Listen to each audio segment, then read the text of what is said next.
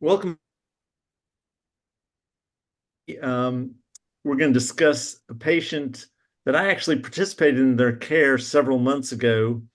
And the intern, Dr. Joel Cohen, is going to present the case. I don't remember the case because it was 4 months ago and I didn't write it down. So I hope I remember how to address it.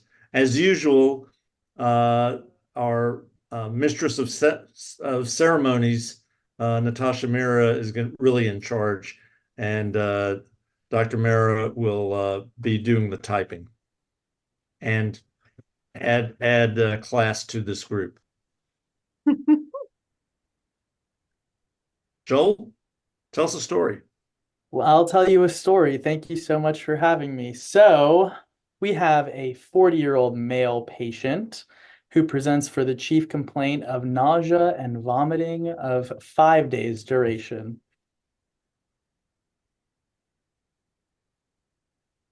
Okay, so because this is unremarkable labs, um, we're virtually certain that the renal function panel is going to be the key feature here.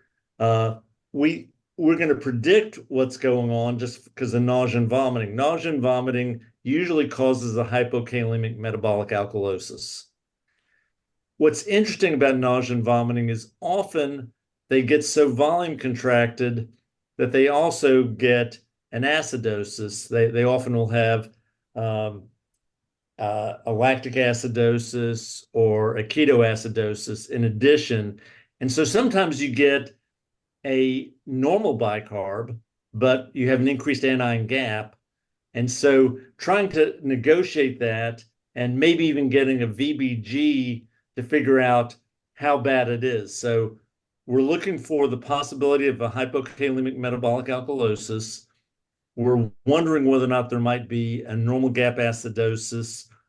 Excuse me, an increased anion gap acidosis. There's nothing in here that says anything about respiratory, but we may have to look at that too, because I know that Joel's pretty sneaky.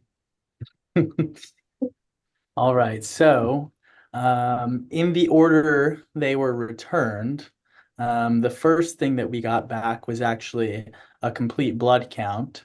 Um, Remarkable for a white blood cell count of 16, a hemoglobin of 15.3, a hematocrit of 44.1, and platelets of 181. So I don't know what to do about the white count because the it's sort of a sign of inflammation. Does that mean he has an infection? Not necessarily. Sort of a high normal hemoglobin. Maybe he's a little bit volume down. I I think I'll have to put that into context with everything else we see in this guy. Are you So able, let's, sorry, do you mind repeating the white count and the hemoglobin? yes, absolutely. So the white count was 16.0 and the hemoglobin was 15.3, Okay, 16. hematocrit of 44.1. Awesome. Thank you. Of course. All right. The next lab that came back for us was indeed our renal function panel. So we had a sodium of 133, a potassium of 4.3, a chloride of 69, bicarbonate of 44, a BUN of 26, and a creatinine of 1.3. Okay. So we're surprised that the potassium is normal. Mm-hmm. We're not surprised that he has hyponatremia. He's been vomiting a lot. He's probably volume contracted. If you look at his BUN to creatinine ratio, it's exactly 20. We don't have a physical exam, but I bet on physical exam we're going to have signs of volume contraction.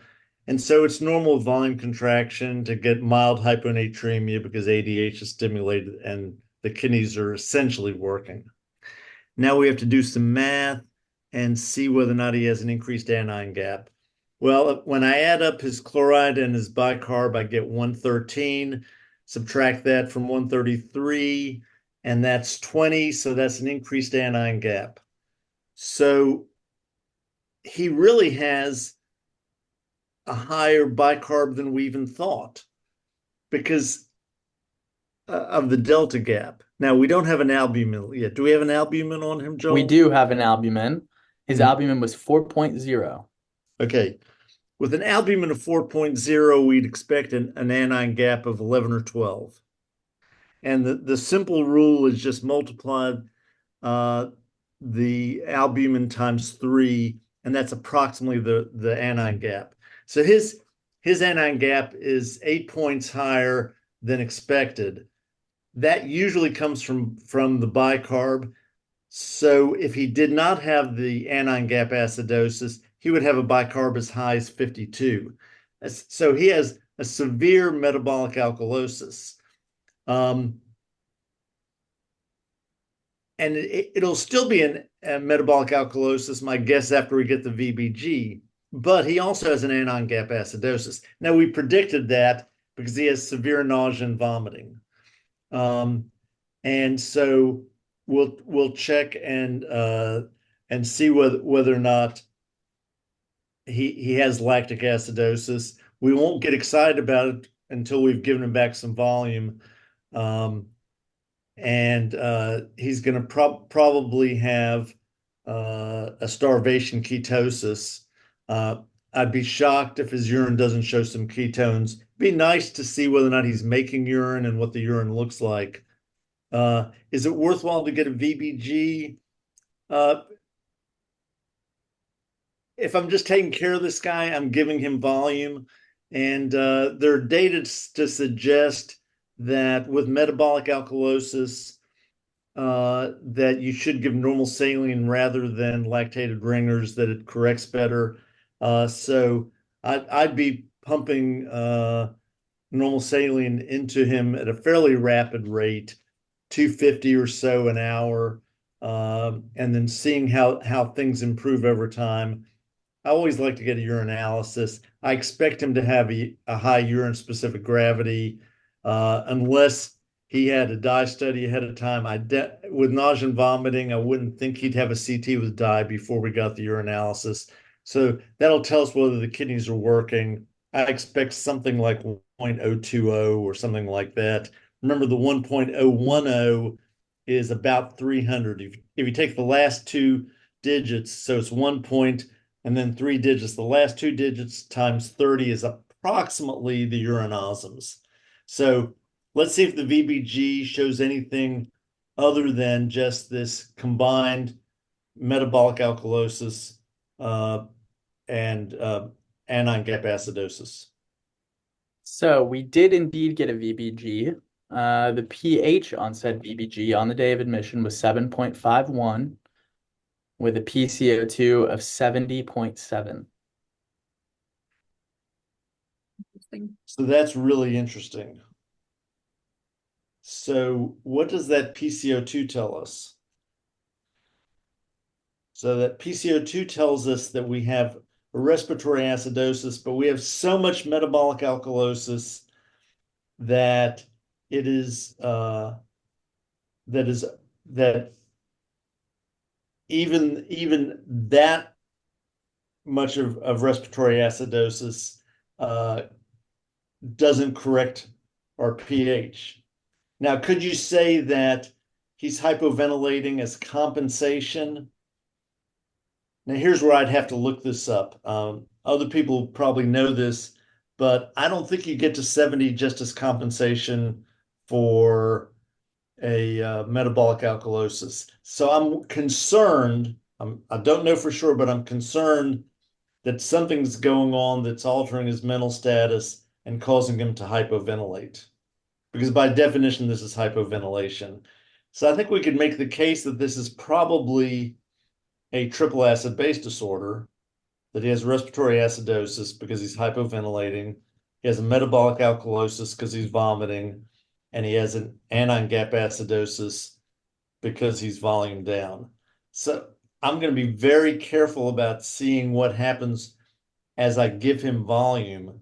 And do we know what his O2 sat was when he came in? His O2 sat was 99 on room air, breathing at 15 times a minute. So that's really interesting, um, that he's still maintaining uh, his O2 sat on room air. So I'm not real worried about that, about the PCO2 right now, and I think that probably is just going to get better as we improve his metabolic alkalosis. It might just be compensation for metabolic alkalosis. Um, I don't remember the formula, and what I'm going to do right now, while Joel tells us more of the story, is I'm going to look it up because I just don't remember the compensation. So let me. Tell you a little bit more of the story that we got on admission. Um, so this gentleman has a past medical history of alcohol use disorder. He had been um, sober for about 4 years prior to this episode, where he had about a 2-day binge drinking episode. He says that he drank about half a gallon of vodka. Um, and the next morning, after this binge drink, 2-day binge drink episode, he developed severe epigastric pain, nausea, and intractable vomiting that has not relented. He had been unable to tolerate any PO intake. He hadn't been able to tolerate solids or liquids.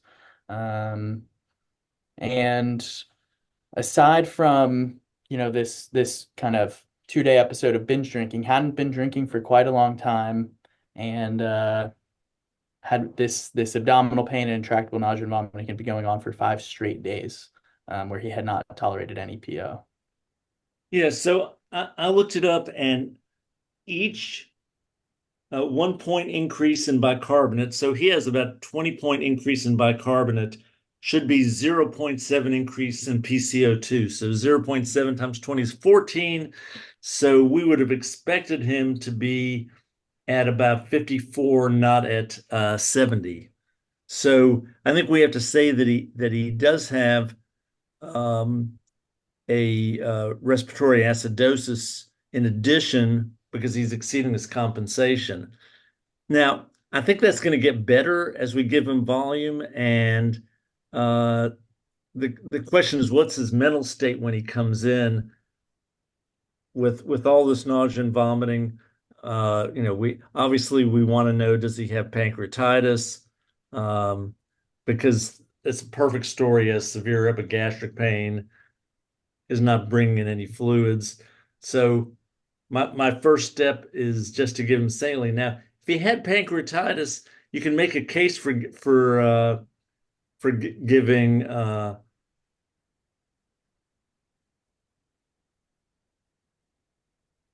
just blanked. I apologize. Um, for giving him Ringer's Some lactate. LR. Yeah. Um, Does that bother you because that he might have a lactic acidosis? Well, let's see what his lactic acidosis is. But the kidneys should be able to handle it because we think he has normal kidneys. So I So prefer normal saline, but if someone decides that maybe he has pancreatitis, that there's some soft data that LR is a little bit better, we'll go that way. I'm still not concerned about the white count of 16,000 at this point in time. He's in severe pain. We'll see where that goes later on. So do we have a urinalysis and lactate? we have both of those. So the first one that returned for us was a lactic. His was 9.0. Impressive. Predicted because he's volume down. Mm-hmm. And we got a urinalysis a few hours later that returned. His urine specific gravity without any contrasted study, and in the setting of, not oliguric, was 1.05. 1.05. That's about as high as I've ever seen. And you wonder whether he drank, whether there's still alcohol in his urine, or could he have possibly done methanol or ethylene glycol? You'd have to ask yourself that question with that high of a urine specific gravity. Right. So to give you the rest of the UA, his urine pH was 8.5. Trace protein, no glucose, 1+ ketones, no bili, no blood, no leukocytes, negative nitrite, negative leukosterase. Yeah. So the one plus And ketones doesn't really impress me. I think we can explain the anion gap from the lactic acid. mhm, So that lactic acid should get better. I'd probably check it again in 2 or 3 hours, uh, giving him massive volume. I'm also, because of the pain and the nausea and vomiting, I'm going to go ahead and check a lipase and see if he has pancreatitis. yep. So first things first, we did check ethanol, methanol, other alcohols. Those were all negative. Um, we checked a lipase, which was 170.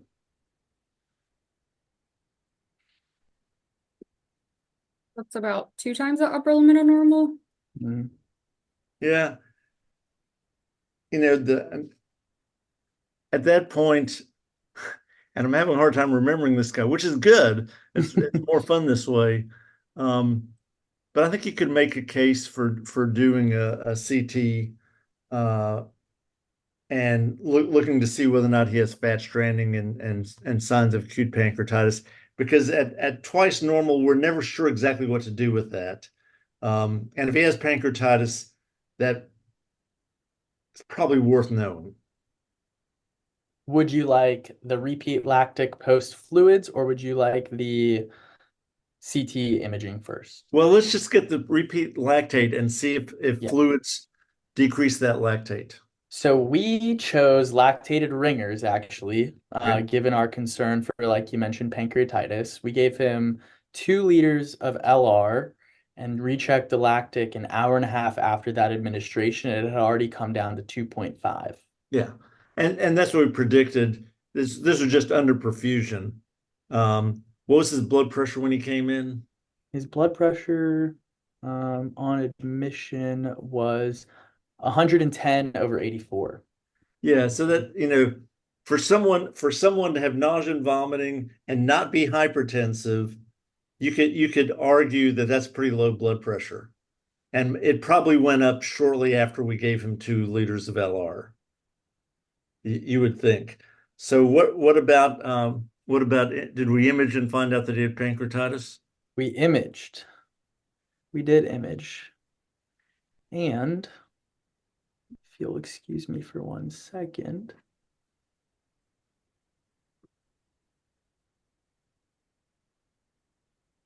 Our CT abdomen pelvis showed fat infiltration and fluid about the pancreas in its entirety. Fluid most prominent about the pancreatic body and tail. Peripancreatic fluid extends about a short segment of the adjacent colon and splenic flexure, about a portion of the stomach posteriorly and near the splenic hilum. The impression was acute pancreatitis with considerable surrounding fat stranding and ill-defined fluid. Right. So this is sort of a classic case. Anybody who's done an internal medicine residency has taken care of multiple people like this, unfortunately.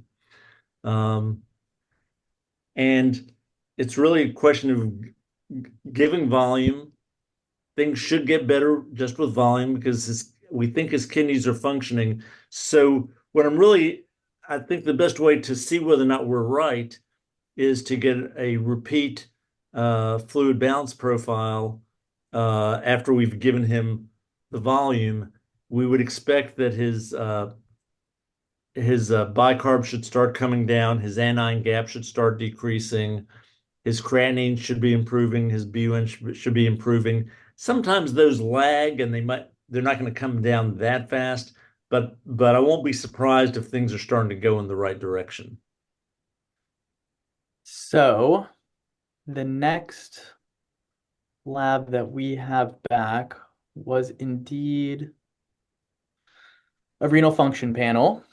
We have a sodium of 130, a potassium of 2.7, a chloride of 81, a bicarb of 39, BUN of 19, and a creatinine of 1.0 with an albumin of 2.9.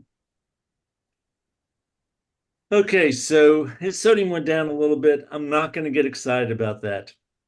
the past potassium went down. That makes a lot of sense. We thought he was going to be hypokalemic originally. When we look at his anion gap, when I add this up, his anion gap has resolved, uh, which makes sense because his lactate went from 9 to 2.5. So he no longer has an anion-gap acidosis. He still has a resolving metabolic alkalosis. He was so concentrated previously. Um, he was it was interesting. He technically was overhydrated because his sodium was 133, but he was so volume down that he did have concentration. Probably if we repeat his hemoglobin, it's probably around 13. Um, I'm still not too worried that a patient with pancreatitis has a high white count. I'd only be worried if he's really running a fever. He wasn't running a fever before. Does he develop a fever? He does At that not point, I develop have a to worry fever. about pancreatic abscess or something like that. But we do have a CT already. So I think he's just going to continue to get better over time, and then we're just going to have to see when he's ready to eat. The classic X-ray finding of fat stranding, the acute pancreatitis, puts this really into an Occam's razor. He drinks too much, he gets acute pancreatitis from binge drinking, and it can happen in 2 days. And he has nausea and vomiting, and he gets all the electrolyte disorders. Uh, did we repeat the VBG? We did. So this was taken around the same time as the renal function panel that I just gave you a second Mhm. ago. We have Okay. a repeat pH of 7.46, Hmm. a PCO2 of 64.9. Hmm. We have, uh, oh, yep, sorry, VBG. Okay.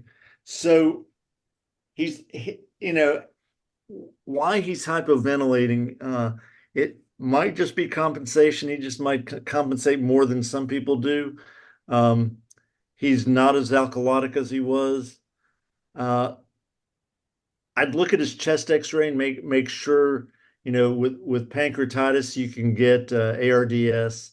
With pancreatitis you can get a pleural effusion uh, from pancreatitis. It could be he's in so much pain that he's not breathing deeply because it hurts for him to breathe deeply and lower his diaphragm. So I'm going to watch it, but because his O2 sat's okay, I'm not going to get excited in the short run. I'd want to know whether or not he might have COPD. 40-year-old men usually don't have COPD unless they have alpha-1 antitrypsin.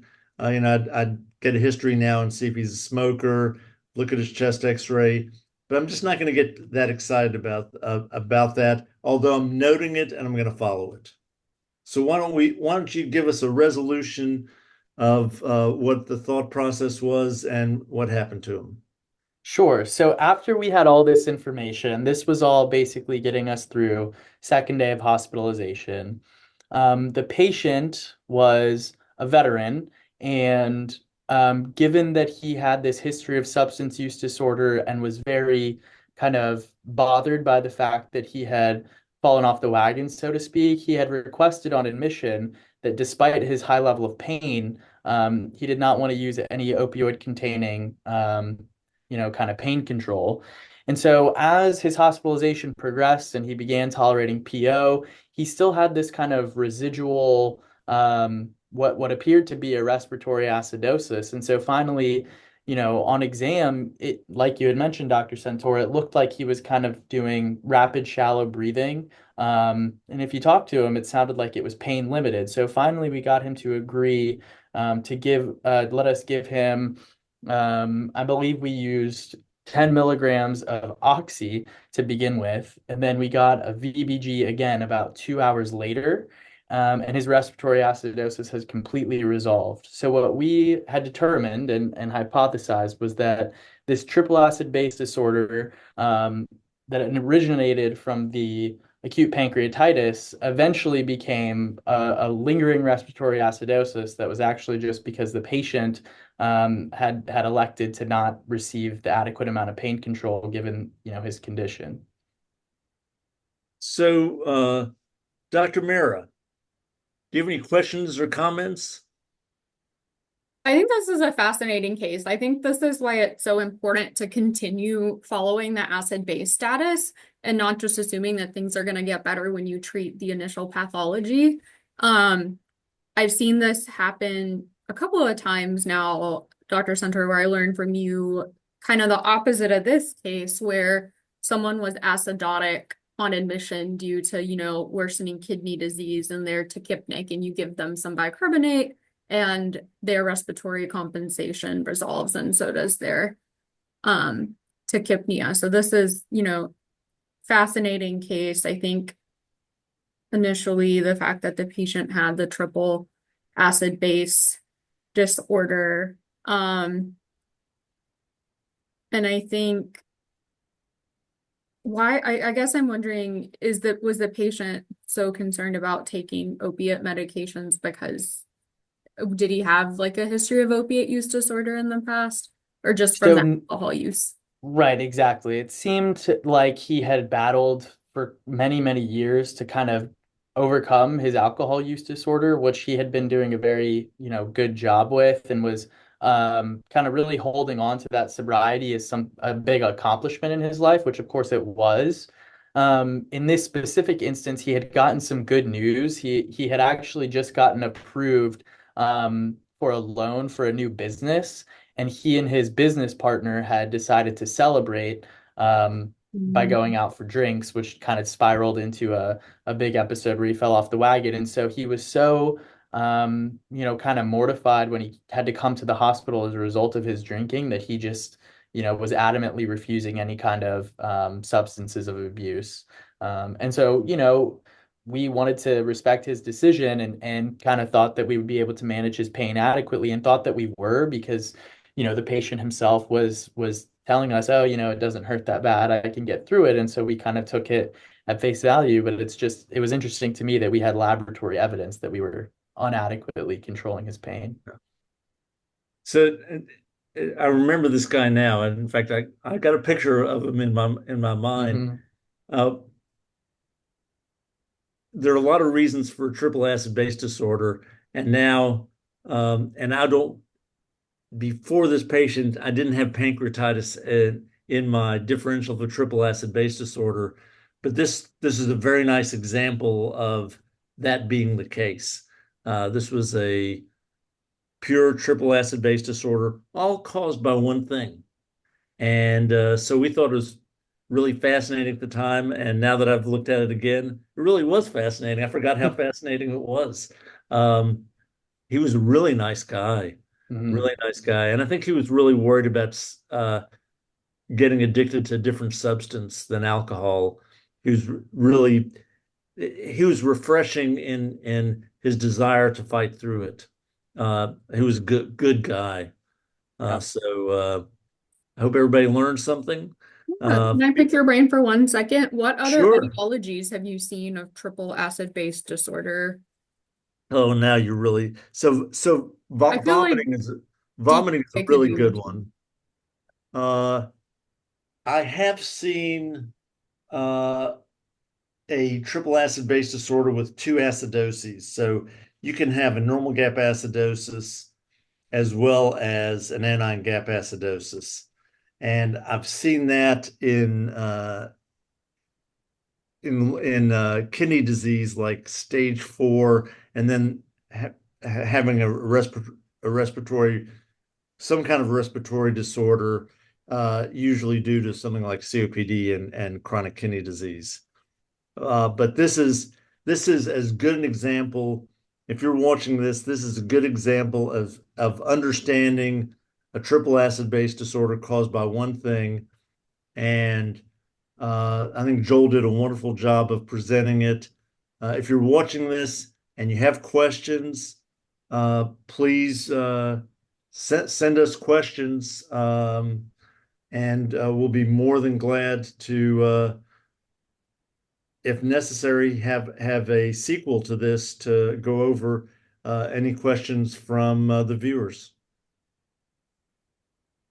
Thank y'all so much.